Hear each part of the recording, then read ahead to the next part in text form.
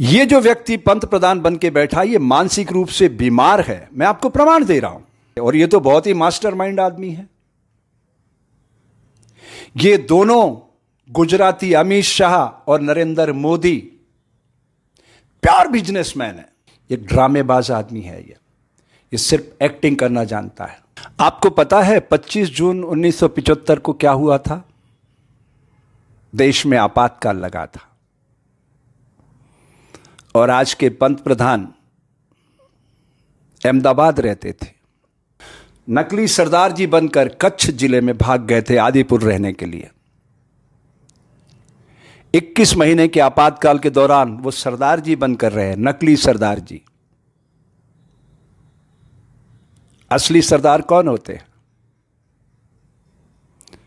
जो धर्म के पथ पर चलते हैं, सत्य के साथ चलते हैं और पुरुषार्थ करते हैं, किसी के आगे हाथ नहीं फैलाते। ये होते हैं असली सरदार। चिड़ियों को मैं बाज बनाऊं, 1.25 लाख पे एक लड़ाऊं, फिर गुरु गोविंद कहलाऊं। ये गुरुओं के वंशज हैं, भगत सिंह के वंशज हैं। हम जब बचपन में, आज से करीब 50-52 साल पहले अबोध बालक थे, शाखाओं में जाते थे, कुशाभाऊ जी ठाकरे, बाबा साहब नातोजी, लाल कृष्ण अडवाणी जैसे बौद्धिक प्रमुख आया करते थे। कप्तान सिंह सोलंकी, वो हमें बताते थे कि सनातन संस्कृति का ध्वज अगर किसी ने गतिशील रखा है तो वो सिख कौम है। उन्हीं सिखों के वंशज 5 पवित्र नदियों की धारा से एकत्रित होकर दिल्ली के इस सीमा क्षेत्र में आ पहुंचे हैं, एक नया संघर्ष लेकर, किसानों की आवाज बनकर। एक मौका है हमें। भारत की आत्मा गांव में निवास करती है। ये कृषि प्रधान देश है। एक मौका है हमें देश को बचाने का। मैं ऐसा क्यों बोल रहा हूं? ये जो व्यक्ति पंत प्रधान बन के बैठा ये मानसिक रूप से बीमार है। मैं आपको प्रमाण दे रहा हूं, ध्यान से सुनिएगा। जब यह गुजरात का मुख्यमंत्री था, कच्छ में भूकंप आया था। उस समय वहां जिला कलेक्टर था प्रदीप शर्मा। उसने उस पूरे कच्छ जिले को दोबारा से नया बनाया, बसाया। तब एक लड़की के साथ इनका संबंध चल रहा था मुख्यमंत्री का। वो उसकी निगाह में आ गया था। वो आज तक जेल में सड़ रहा है। कुछ समय बाद गुजरात दंगे 2002, आपको तो याद होगा। एटीएस का प्रमुख था डीजी वणजारा। इस व्यक्ति के कहने पर अनगिनत लोगों को मौत की नींद सुलाया उसने। वो जेल में रहा।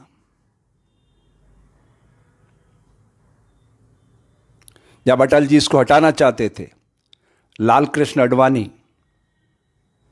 ने बचाया इसको। क्या हालत है उनकी, लाल कृष्ण अडवाणी की, देख रहे हो आप? मौनी बाबा बन चुके हैं। ये उस विचारधारा को नहीं मानता है। ये मानसिक रूप से एक बीमार व्यक्ति है जो अपने परिवार को नहीं मानता, अपनी बीवी को नहीं मानता, वो देश को मानेगा। ये कैसा सोचते हैं आप? आज समय है जागने का, समाज को जगाने का। प्रमाण सहित बोल रहा हूं। ये जो गौतम अडानी है ना, 2000 में 20 साल पहले लेम्ब्रेटा स्कूटर पे कच्छ पहुंचा था और इस व्यक्ति के संपर्क में आया। तब वो तंबू का काम करता था, टेंट लगाने का।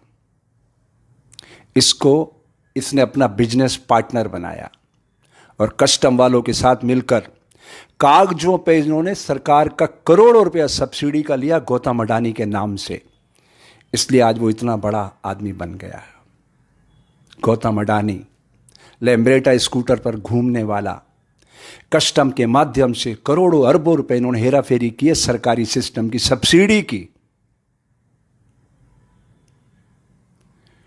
वो गौतम अडानी इनका पार्टनर है, बिजनेस पार्टनर। तभी तो उसने चुनाव में अरबों रुपए लगाए इसके ऊपर। ऐसे कोई लगाता है? फेस उसका है, काम ये कर रहा है। जैसे ही आरोप लगा रहे हैं ना कि कांग्रेस प्रायोजित कर रही है, अन्ना हजारे का आंदोलन इन्हीं का प्रायोजित था, लेकिन कांग्रेस ये प्रायोजित कर रही है आंदोलन, ये कह रहे हैं। अब समझिएगा, कुछ दिनों पहले तक इनका नारा क्या था? कांग्रेस मुक्त भारत। क्या इनको पता है कांग्रेस क्या है? एक विचारधारा है। विचारधाराओं को कभी समाप्त नहीं किया जा सकता। इनके पास क्या विचारधारा है? ये तो जेरोक्स कॉपी है। इनकी विचारधारा होती तो 6.5 सालों में आप देख लेते समाज के अंदर क्या विजन है इनके पास। भारत दुनिया का सबसे खूबसूरत लोकतांत्रिक देश बन सकता है। पता है क्यों? क्योंकि इसके पास एक ऐसा पवित्र संविधान है जिसकी आत्मा को छलनी करने वाले लोग, ये सब लोग, मैं कोई कांग्रेस का पक्षधर नहीं, आप एक पुस्तक पढ़िएगा, repromulgation of ordinance, a fraud on the constitution of India, आत्मा को छलनी करने वाले अध्यादेशों की पूरी फहरिस्त है उसमें। सारे देश के किसान संगठन जिस अमेंडमेंट को लेकर के विरोध में हो और यह कह रहा है कि उनके पक्ष में है, तो ये अकेला आदमी दिमाग से सोचता है, बाकी सब पेट से सोचते हैं। ये मानसिक रूप से एक बीमार आदमी है। अगर ये स्वस्थ व्यक्ति होता ना, इतने संगठनों के आंदोलन करने पर ये स्पेशल सदन बुलवाता, लोकसभा का, राज्यसभा का और राष्ट्रपति को साथ बैठाता और हाथों हाथ अमेंडमेंट करके और सारे किसान संगठनों के पैरों में पड़ के उनको देते कि साहब सबसे ज्यादा इज्जत तो हमें आपकी करना है, क्योंकि सबसे ज्यादा खून पसीने की कमाई, बिना मिलावट की कमाई इस देश का किसान करता है।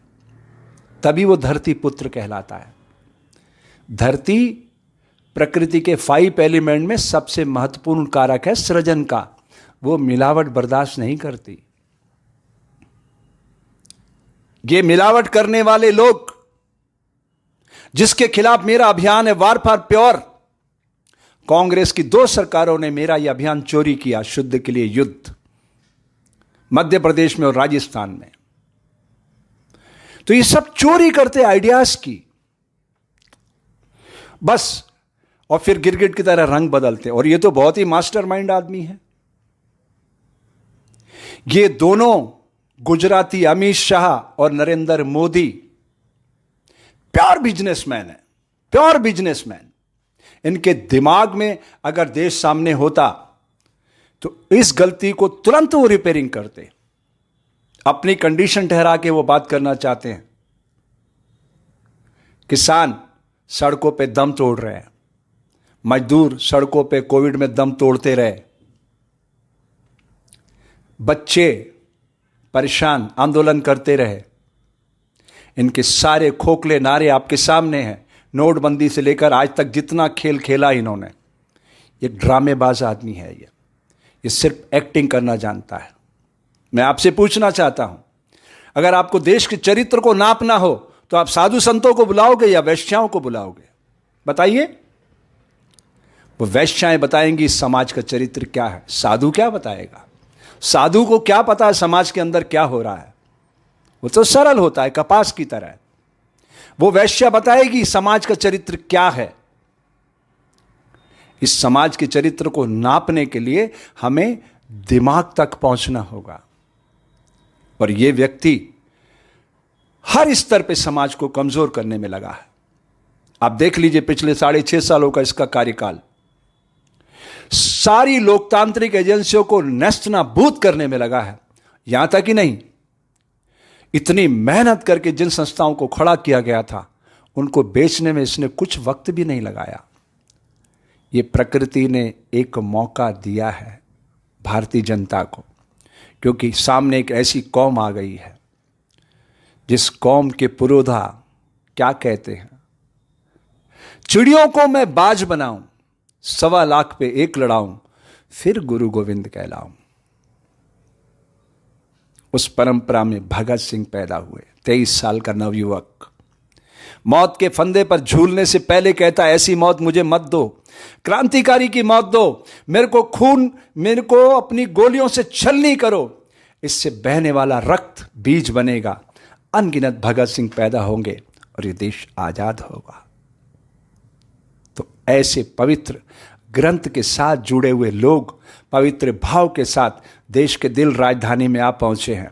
मैं देश के जन जन से अपील करता हूं, अगर आप लोकतंत्र के हिमायती हैं, आप चाहते हैं आपके जीवन का हर पल सच्चाई के साथ, ऊर्जा के साथ, मनोयोग के साथ भारतीय ऋषियों की परंपरा से जुड़े और सारी दुनिया को एकता के सूत्र में बांधकर सारी दुनिया खुशहाली के गीत गाए, तो ये अवसर है आपके पास। आपको मदद करना चाहिए इस पूरे आंदोलन की। और ये आंदोलन भारत की आत्मा का आंदोलन है। भारत की आत्मा गांव में निवास करती है और गांव की समृद्धि के लिए ये सारी लड़ाई है। अगर इस लड़ाई को हम चूक जाते हैं तो मेरे देश के आज की तारीख में 27% बच्चे पूर्णिमा के खिलते हुए चांद में चावल की रोटियां खोज रहे हैं। वो प्रतिशत और बढ़ता चला जाएगा और बढ़ता चला जाएगा। उसको रोकना है तो इस आज़ादी के आंदोलन को, ये फिर से एक नई आज़ादी का आंदोलन है, क्योंकि ये मुट्ठी भर लोग प्राइवेट कंपनी बनाकर देश को अपनी जागीर समझ रहे हैं। विचारधारा की लड़ाई नहीं है। उन सब के मुंह पर ताले लग गए हैं। वो कप्तान सिंह सोलंकी कहां खो गया, लाल कृष्ण आडवाणी कहां खो गया, उनके मुंह पे ताले लगे हैं। कमाल की बात, उन सिखों की वकालत करने वाले लोग, सिख का मतलब सीखने वाला है। आप देखिए वो आपको क्या सिखा रहे हैं। कभी किसी के आगे हाथ नहीं फैलाते, पुरुषार्थ करते हैं और पुरुषार्थ के बदले में समाज में सेवा करते हैं, सबको खाना खिलाते हैं। यह हरित क्रांति का नारा पंजाब और हरियाणा से अमली जामा पहन सका। यहां पुरुषार्थ पनपता है। तो इन सब के साथ मिलकर खड़े होना है और इस मिशन को आगे बढ़ाना है। धन्यवाद। जय हिंद, जय भारत।